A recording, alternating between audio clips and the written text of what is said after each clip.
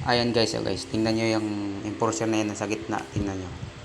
Itong motor na to na isa na sa harap namin, sa harap ko, na nakakulay dilaw jacket. Tingnan mo yan. Tapos may dumating na bike, yan oh. Tingnan mo anong gagawin. Tatawid ngayon yung L3 na yan, tatawid dito sa kabila pa. Tingnan mo kung anong gagawin. Tingnan mo guys ha. Tingnan nyo. Yan, binidyoan ko pa. So, tingnan mo yung yan, yung bike, may bike sa harap.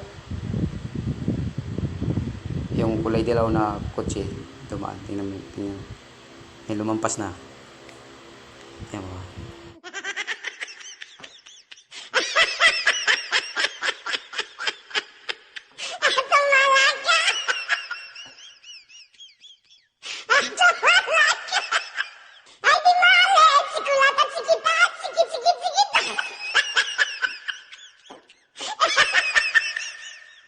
Ha ha ha!